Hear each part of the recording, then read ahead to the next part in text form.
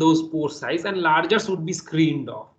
Now in the smaller size segments, which is on the permeate or on the filtrate side, again I can put another membrane, and I can have a fractionation of the compounds or the molecules in that stream, and like this way we can get different fractionation of different sizes of the molecules. Okay, so this is what essentially this membrane actually does.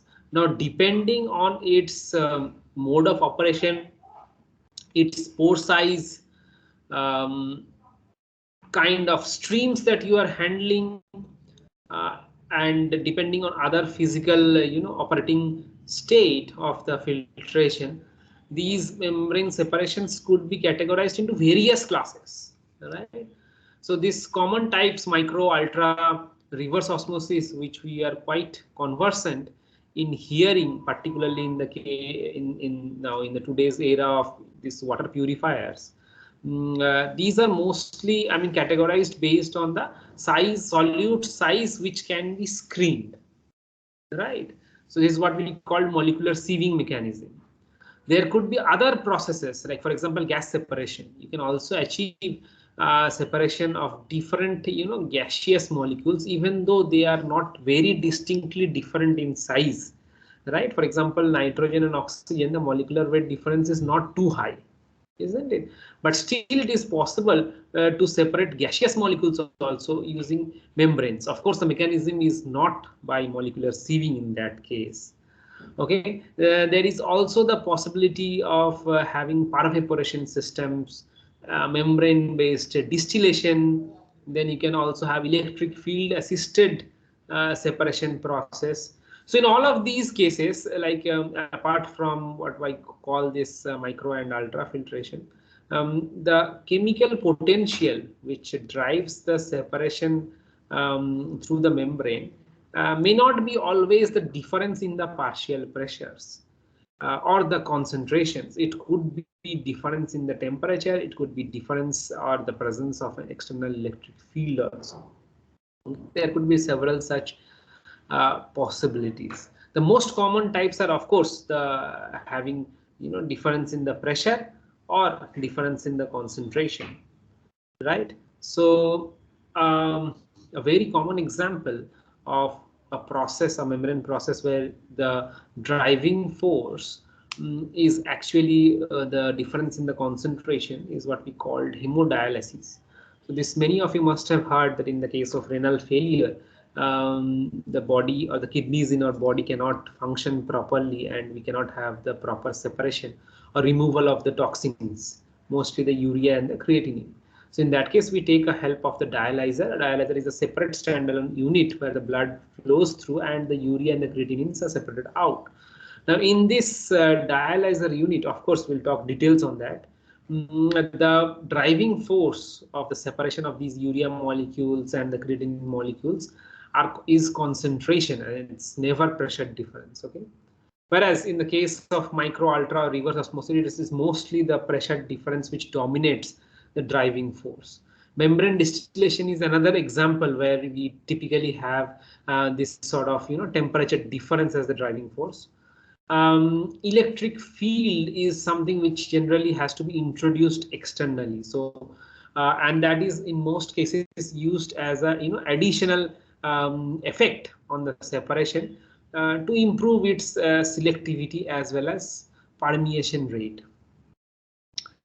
Now, to give you an idea of the different sizes of the the molecules or the particles or the solutes that we typically encounter, or we wish to separate them using membranes, are somewhat categorized here. And you can see that most of the pathogens, right, when you call bacteria, yeast, protozoa, and all these, they typically lie in the range of 0.1 to 1, I mean 0.1 to 10 microns, right? Viruses typically lie in between 0.02 to or maybe 0.01 to 1 micron, slightly less than 1 micron. But most of these other pathogens, they are actually in the range of 0.1 microns to and above, right? At the bottommost, this different types of membrane processes I have mentioned here, and you can see them. And if you see that this microfiltration uh, has the widest range, of course, over different size of these particles, but they can actually be good enough for separating most of these pathogenic, or this bacteriological compounds, or the bacteriological organisms, I would say in that way. To some extent, virus, etc., may be present, and they can be taken care of the ultrafiltration. So why I'm saying is that as the pore size reduces, right? So as we go in this direction, the more and more we go in the, separation of the smaller solutes. So as the solute size which decreases, you need a membrane which the pore size of which also decreases, because ultimately you want to separate these molecules from passing through the membranes, right? So if the membrane has to behave as a sieve, right, as a molecular sieve, then the pore sizes should be smaller than the desired solutes that we want to separate, isn't it? So as we go for smaller solute size separations, we go towards ultra nano and then reverse osmosis. So if you look into this picture, it tells you that the reverse osmosis based, or the reverse osmosis grade membranes has the lowest pore size among these different types, right? And they can typically, they have a pore size which is in fact close to nanometer scale, right? So in the range of 2 to 3 and sorry, from zero point 0.2 to zero point 0.3 nanometers till up to, let's say, 5 nanometers is the range for the reverse osmosis. And typically in this range we mostly see the inorganic salts which are present. They have a size or a molecular diameter in that range. So reverse osmosis is actually ideal for separation of these small solutes. If somebody proposes to separate, let us say, sand particles using a reverse osmosis membrane, that is of course possible, because the sand particles have a size of more than 10 or 20 microns, right? Close to 100 microns, almost closer to a millimeter scale, right? So you can of course separate using a reverse osmosis membrane, but that would not be a proper utilization of the technique or the proper utilization of the technology. Why? Is because when the pore sizes of these membranes go smaller, its permeability also drops down. That is very important. I hope all of you are aware of what we mean by permeability, right? So the permeability of these membranes also go down. So if the permeability is low for unit, you know, difference in the pressure, the permeate flux or the filtration rate will also be smaller, isn't it? That is how we define typically the permeability. What is the amount of the the filtration rate per unit drop in the pressure, isn't it?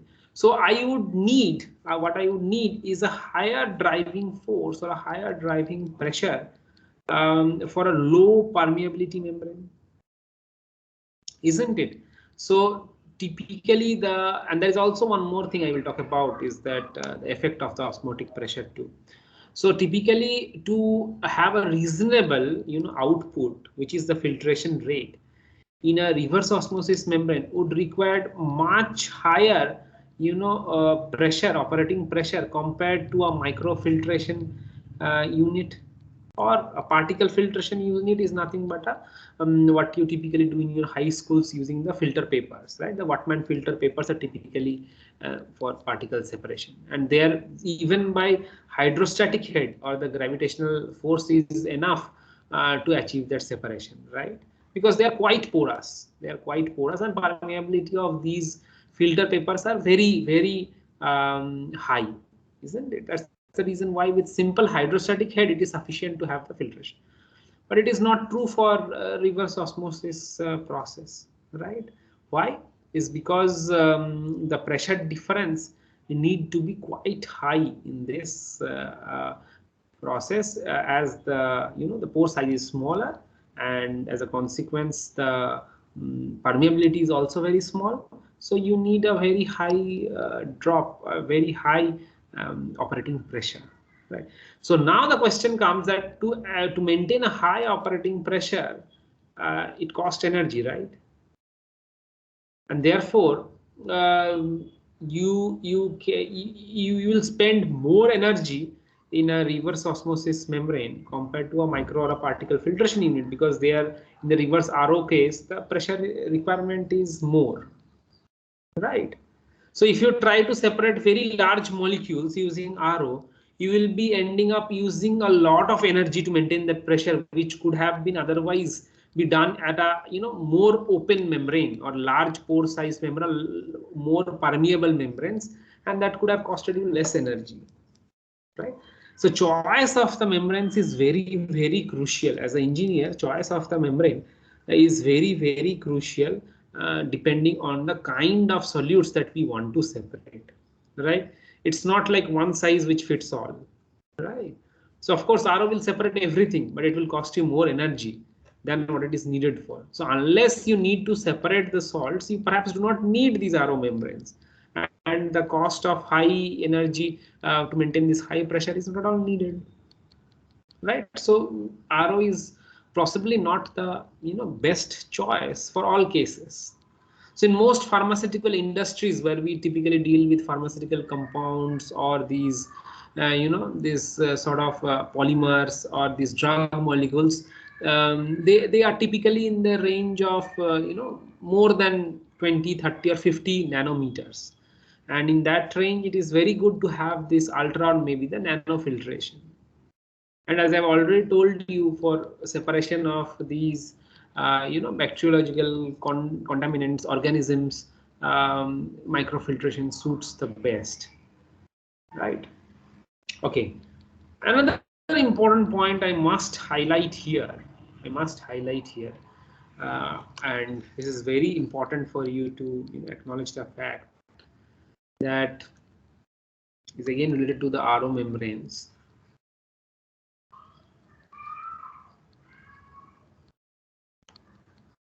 Or maybe any low permeability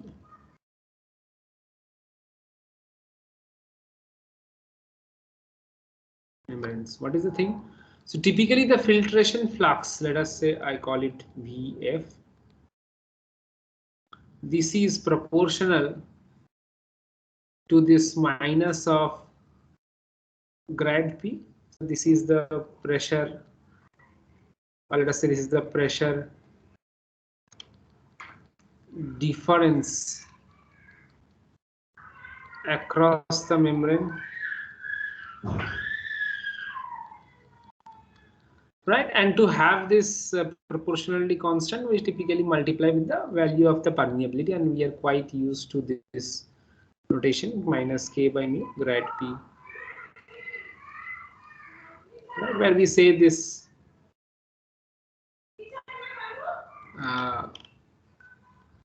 sorry, I wrote it reverse. I think it is mu K by mu. No, it's fine.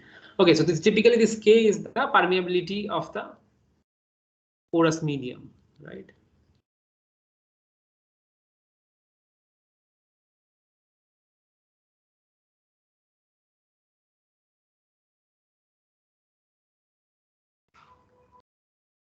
And all of you are quite aware of this is something known as the Darcy's law.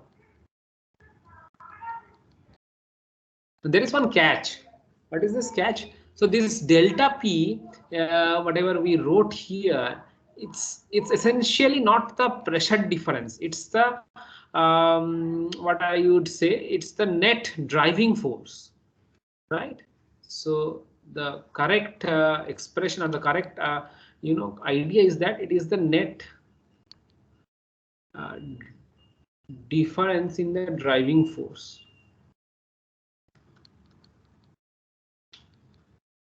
So in most pressure driven processes, this is the difference of the pressure on two sides of the membrane. In case of concentration difference based separation, it is the difference in the concentration on two sides of the membrane. But please note, I mean, one thing we must note, when let me try to draw a small membrane. If anyone is confused or something is not clear, please just let me know at any point. Let us say this is the membrane. We call this side as the feed side, and this one is the filtrate side. So in the membrane community, the filtrate is also known as the permeate, right? So of course the P on the feed side is more compared to the P. So this is generally the atmosphere, right? So this P of F on the feed side is generally much more than the P of the atmosphere. This is generally true, right? So this side, the concentration, let us say the concentration is on the feed side is CF, and the concentration on the filtrate side also will be having a concentration. Let us denote that by C0. Of course, C0 is much smaller than CF, isn't it? That is how we are going to do this separation. So C0 is much smaller than CF, and most closely it will be almost insignificant, or you can get a almost pure solution. So C0 may be close to 0, right? Isn't it? Now, in this situation, across the two sides of the membrane, you can see that they are, I mean, since the concentration of the solutes, let us say salt, is higher on the feed side compared to the compared to the permeate side, there is a possibility of osmosis along this direction.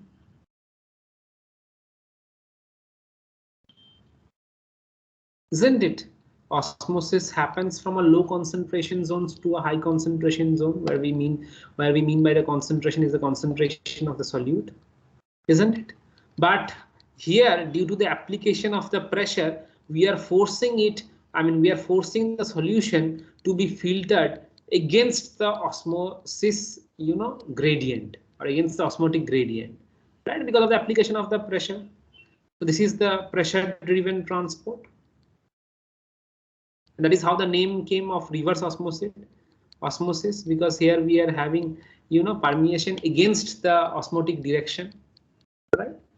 Now to achieve this separation by the application of pressure difference, the pressure difference should be higher than the osmotic pressure, and the difference of the applied pressure, I mean this PF minus PATM, this delta P, whatever this we are having, this delta P should be higher than the osmotic pressure. Let us say that osmotic pressure difference of the solution on the filtrate side, and this difference from the filtrate and the permeate side is denoted as delta pi, right? That is osmotic pressure difference. So this delta pi has to be higher than delta P has to be higher than delta pi for separation, or for this filtration to happen, isn't it? And this is true for any membrane separation process. When you try to do a say this pressure different process, the applied pressure has to overcome the osmotic pressure.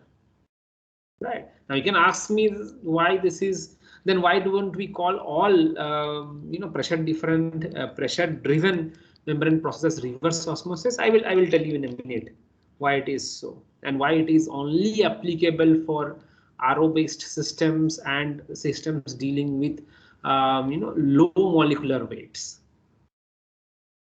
Okay, this condition has to be satisfied. And what is the net driving force?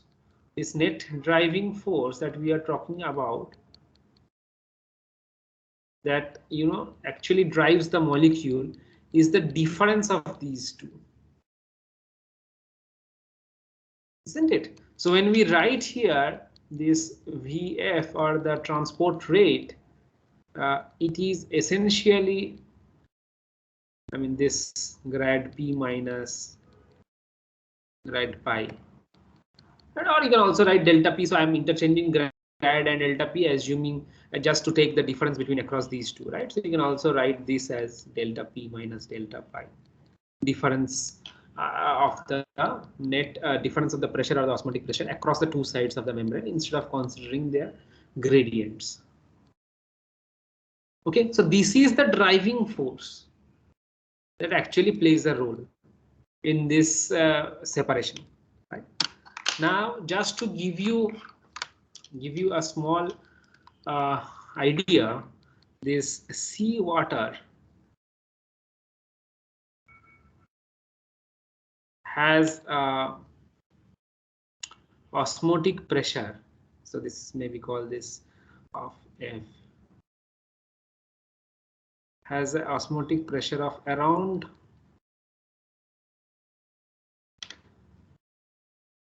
not 20, I think 10 maybe, or maybe 20. Yeah, 20. Seawater has almost 20 atmosphere of the this osmotic pressure, right? So osmotic pressure also depends on the concentration of the salts as well as the molecular size of the salts, right?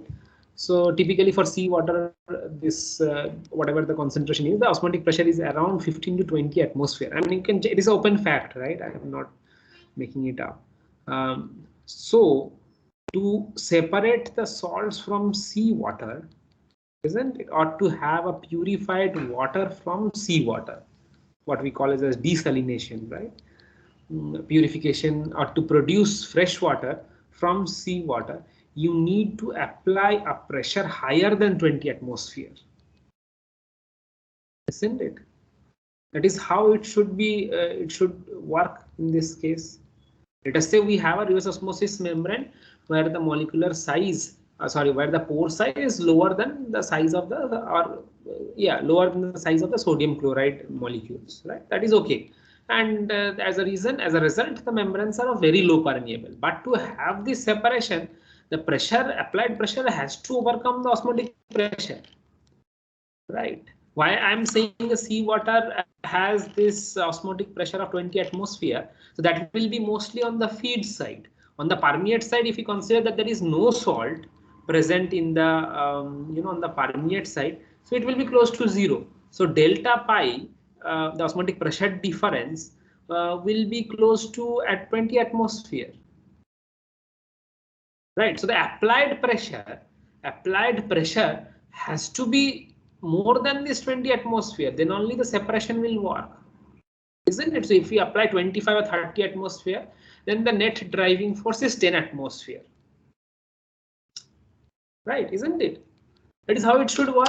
But typically, even forget seawater, if you want sodium chloride in your solution in the range of 5 to 6% or maybe 10%. Seawater, I think, contains around 8 to 10% of sodium chloride, right? That's why it makes it so salty or whatever. So even if you have 5% of sodium chloride, still the osmotic pressure will be close to 10 atmosphere.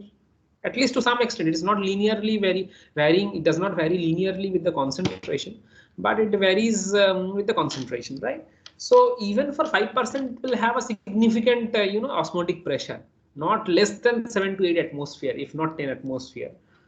Okay. Now to have a desired separation with a reasonable rate of the permeate flux or the transport rate, the applied pressure has to overcome this osmotic pressure, isn't it? That is how it should work.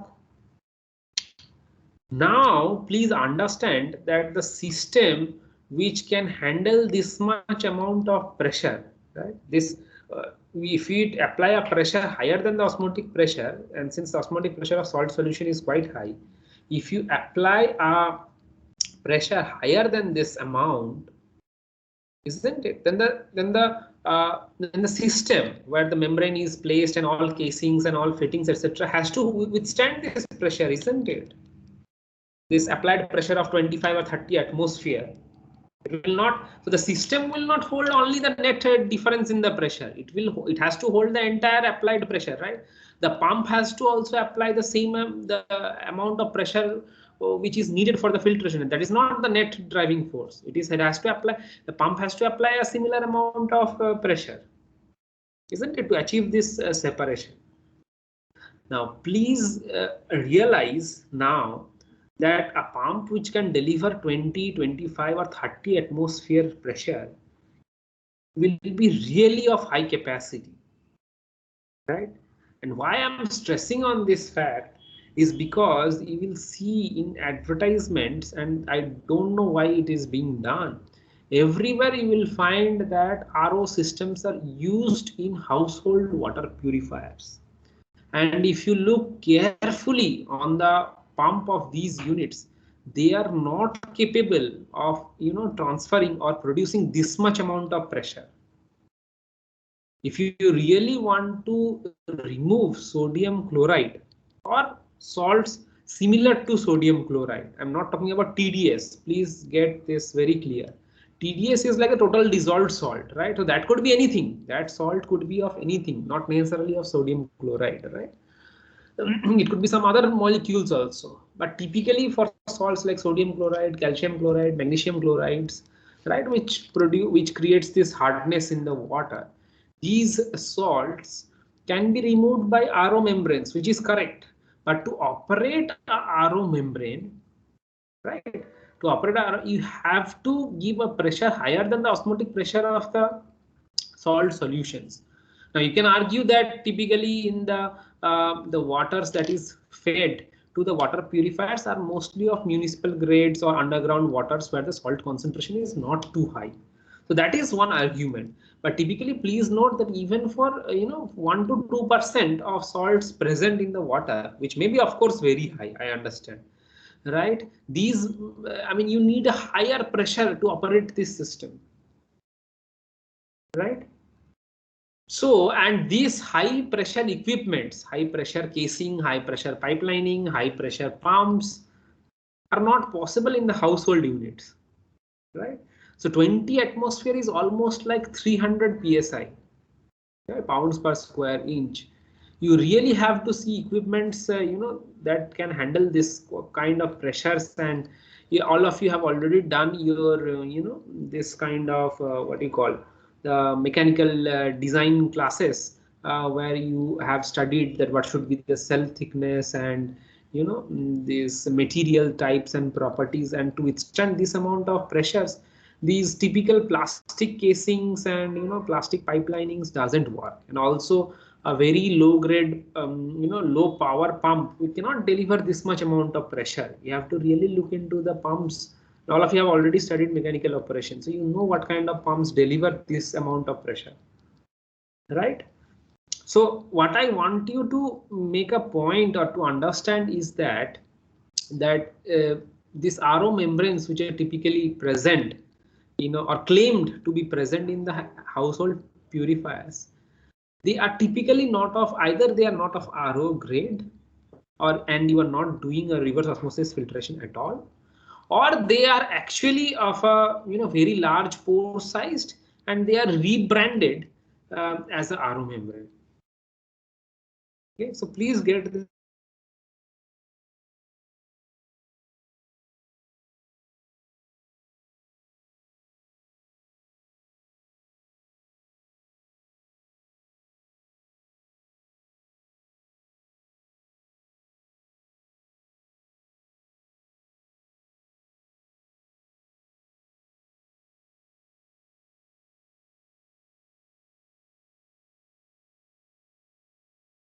I hope all of you can hear me. We are back and connected well.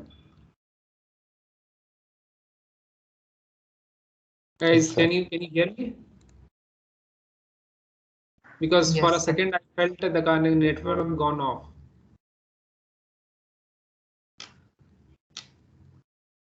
So what I am implying is that these membranes, which are typically claimed to be present in the household purifiers, either they are not of the RO grade and the pore sizes they are maybe much higher and they could be highly permeable, compared to a typical RO membranes, and that is why I mean even with moderate pressure it can still work, and you do not get the desired separation of the salts, right? But or it could be not at all RO membrane, and they are just falsely claimed in some way to be as RO membranes. So these could be only two alternatives, because please get this very clear in mind. And perhaps you can do a simple experiment, try to get the feed line instead of through the the whatever the typical connection is made to your house. You just open that feed line and put it in a bucket of salt water. Since the pump already have a suction, it will take up that water, and see what is the purified water that you get. Can it remove most of the saltiness?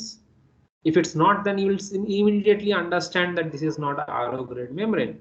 And perhaps all of this works very well because the feed water is already pre-treated, right? And it may not be, it is not at all saline. So the membrane which is present there is actually not removing any salt. But since the salt is itself not there in the feed water, this works very well. Right. Okay. So RO membranes are known to remove salts from seawater, and the pressure applied there is huge, right? Almost 30-40 atmosphere. 40 atmosphere is like 600 psi. Okay. So that is something to realize, understand, and acknowledge the fact that please do not get misguided with this sort of information. And now you know the reason, that it is because of the difference in the osmotic pressure that it is thermodynamically not possible to achieve the separation of the salts at such low pressures. Okay, it's not only about the permeability, it has to overcome the osmotic pressure, right? Unless you overcome the osmotic pressure, you cannot have this separation altogether, right? That is something you must take a note of it. Now coming to the fact that why this osmotic pressure effects are not important in ultra microfiltration, because in ultra and microfiltration typically you use what you use or what you typically deal with is high molecular weights or large sized solutes. So if the solute size is large, the osmotic pressure also reduces, right?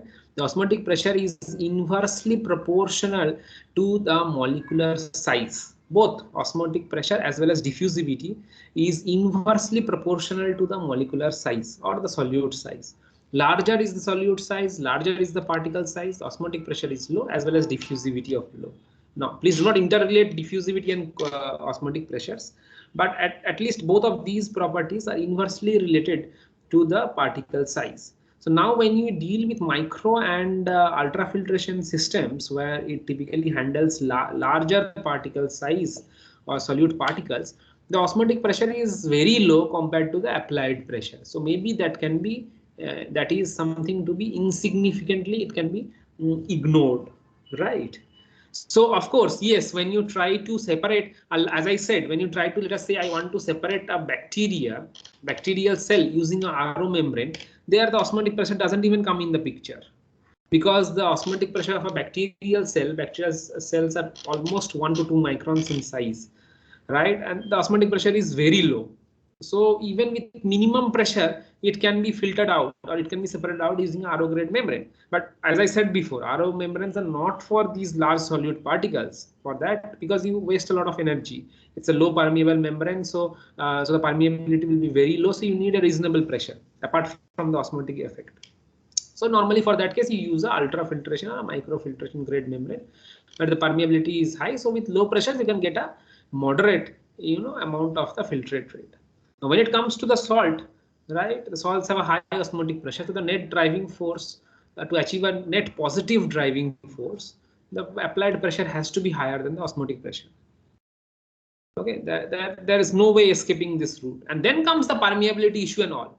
So first, this has to be positive. This delta P, whatever we are writing, this delta P minus delta pi, the net driving force has to be positive. Then only the filtration will happen. Then comes the permeability and the rate.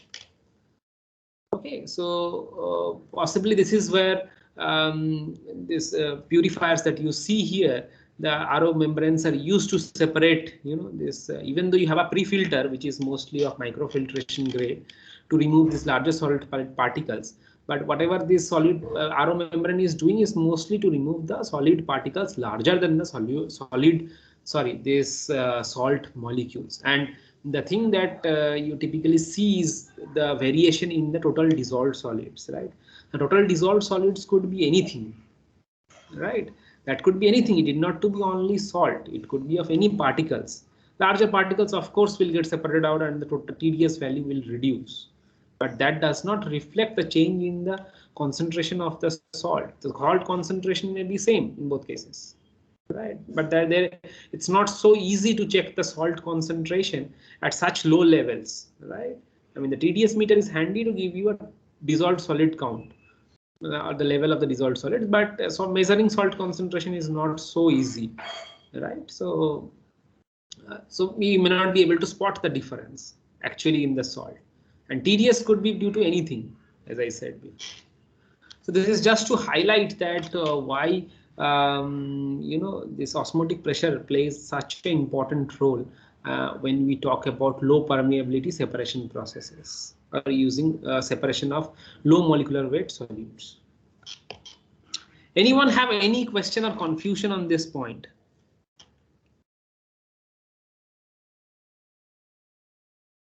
Yash? Abhishek?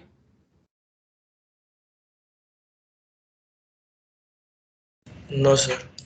Okay. Now, skip this one and I will talk to you about. So membrane material, typically the membrane materials are mostly polymeric. There are also inorganic types, which is the ceramic ones. Metallic membranes are not at all common, but it is mostly the ceramic membranes which are quite popular. Popular in the sense the ceramic membranes can withstand high temperature process, significantly high pressures, and it can also withstand a very wide variation of the solution pH. In the case of polymeric membranes, what is the advantage? They're quite flexible and you can achieve very low pore sizes, which is not possible in ceramic membranes. So ceramic membranes are mostly in the microfiltration grade, whereas polymeric membranes can have really low pore size. And disadvantages, of course, it is not mechanically strong, so it cannot withstand at least high temperatures, so not possible. Pressure, it depends a lot on the module fabrication of the membranes. We'll talk about them perhaps in the next class. That these membranes cannot be in a freestanding scenario, right? They has to be supported in a frame, which is typically what we call as a module. So this module fabrication is also very important, and the design of the module also plays a big role in the final output or the throughput of the process.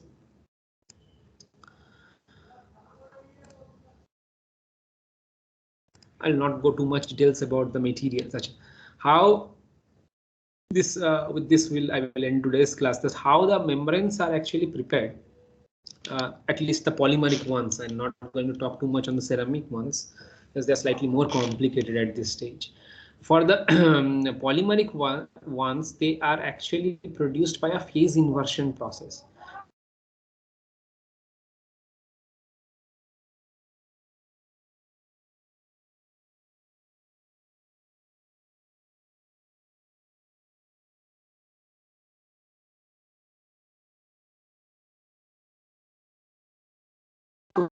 Solution or a polymer solution. Yeah.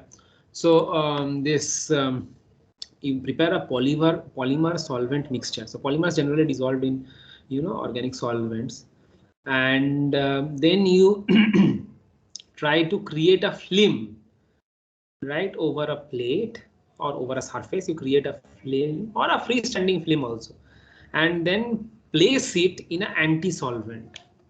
So in this case, the anti-solvent is the water. So if you place this polymeric solution, polymer solvent mixture into anti-solvent, it will immediately phase separate out, right?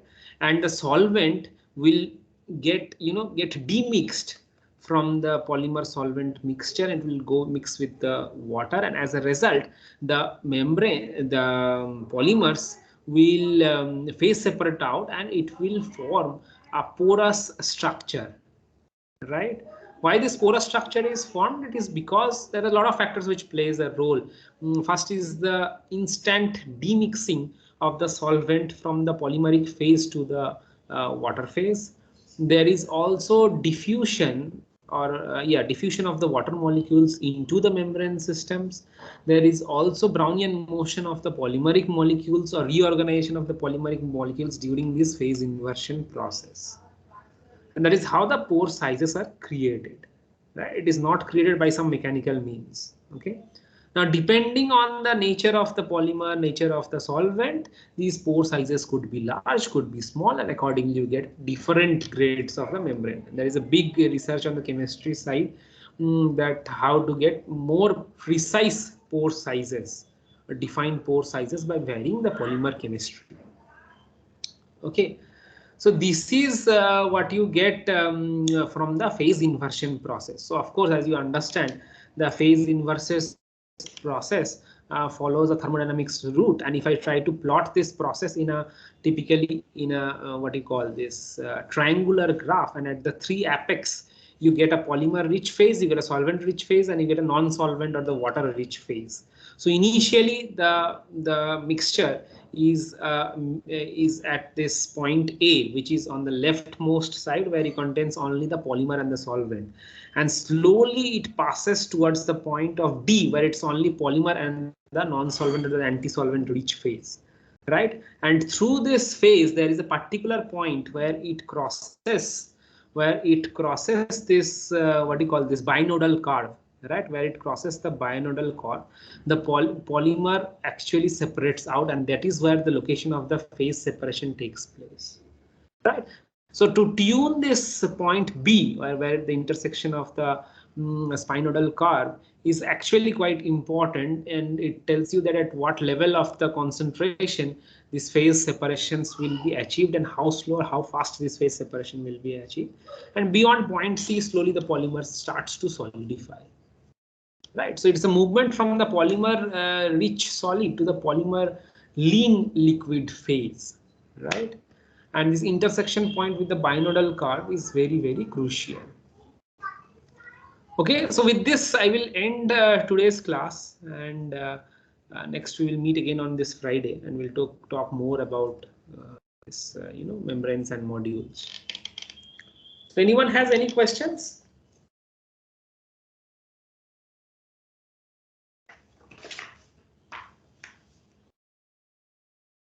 Anyone? If not, then we call it a day. Thank you, everyone.